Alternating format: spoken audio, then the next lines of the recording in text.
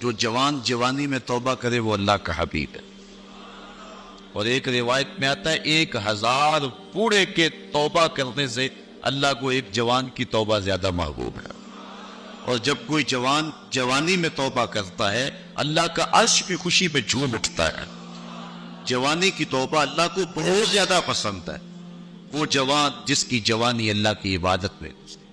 جوانی مستی کا نام نہیں ہے، جوانی آوارگی کا نام نہیں ہے، خواہشات کی تکمیل کا نام جوانی نہیں ہے، موڑوں اور چوکوں پہ کھڑا ہونے کا نام جوانی نہیں ہے، مصلی پہ بیٹھ کے رب کے حضور آنسو بہانے کا نام جوانی.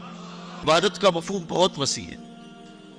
ویسے بہترین عبادت نماز ہے، بہترین عبادت الصلاۃ نماز، اور حضور نے اس کو اپنی آنکھوں کی ٹھنڈک قرار دیا. لیکن صرف عبادت کا مفہوم نماز تک ہی نہیں ہے، عبادت کا مفہوم بہت وسعت والا ہے. ساری زندگی اللہ کی رضا میں گزار دینا، اللہ کی مرضی کے مطابق زندگی گزار دینا، یہ عبادت ہے. اللہ اکبر. بعض نے کہا کہ بس اس کی رضا میں اپنے آپ کو گم کر دینا عبادت. غلام کو عبد کہتے ہیں نا، اور عبد وہ ہوتا ہے جو اپنے آقا کی مرضی میں اپنی مرضی کو گم کرتے.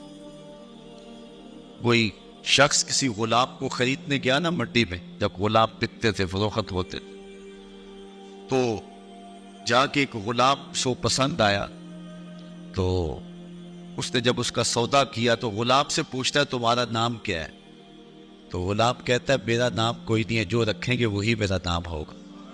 جب غلام ہے تو پھر اس کی اپنی مرضی ختم ہوگی.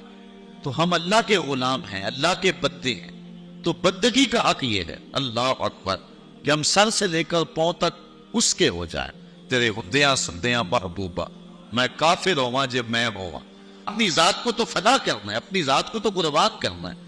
وہ جوان جس کی جوانی کے حسین ایام، جس کی جوانی کے خوبصورت لمحے جبکہ باکپن تھا، جبکہ خواہشات کا ہجوم تھا، جبکہ تمنائیں اپنے عروج پہ تھی، لیکن اس نے سب کچھ اپنے رب کے لیے قربان کر دیا.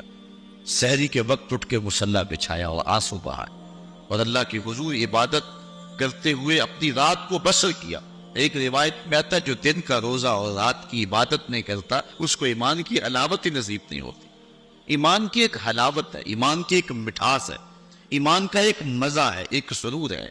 وہ کس کو نصیب ہوگا؟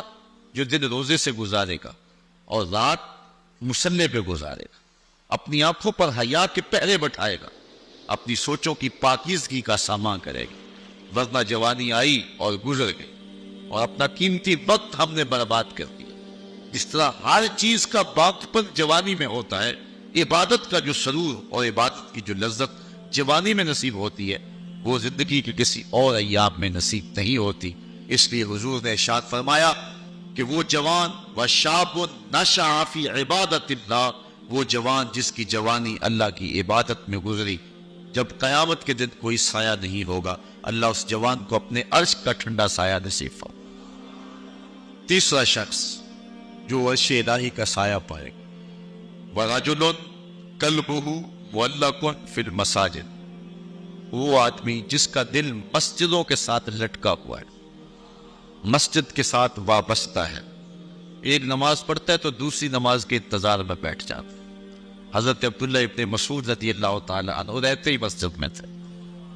مسجد کی کچھ لوگ میخیں ہوتی ہیں، حضور فرمایا کچھ لوگ مسجدوں کی میخیں ہوتی ہیں، جب بھی دیکھو مسجد میں ملیں گے، ڈھونڈو تو مسجد میں ملیں گے، جب بھی فارغ ٹائم ملا جو فوراً مسجد میں آ گئے.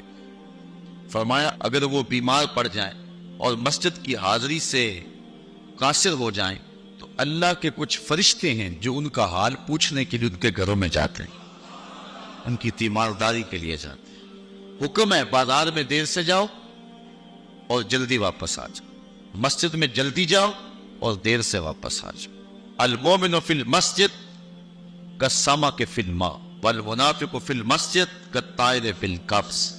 مومن مسجد میں اس طرح ہوتا ہے جس طرح پانی کے اندر مچھلی ہوتی ہے، اور منافق مسجد میں اس طرح ہوتا ہے جس طرح پنجرے کے اندر پرندہ پھنسا ہوا ہوتا ہے. کبھی مجبوراً آنا پڑ گیا تو جس طرح پھڑ پڑا ہے کہ بہت جلدی نکلنا ملے مجھے، اس طرح منافق کا جی مسجد میں نہیں لگتا.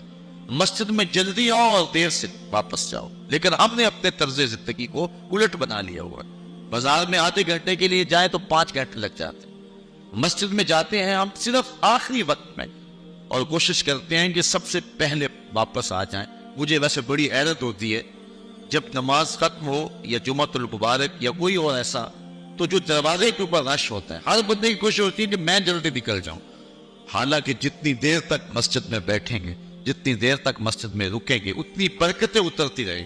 بہترین لمحے وہی ہیں جو اللہ کے گھر میں گزر گئے۔ خیر الآباء، بہترین جگہیں اللہ کے گھر ہیں۔ مسجد کی آبادی اور مسجد کی ستھرائی اور صفائی اور مسجد کی تعمیر و تزئین کے لیے جو لوگ وابستہ ہوتے ہیں، بہت بابرکت لوگ ہیں۔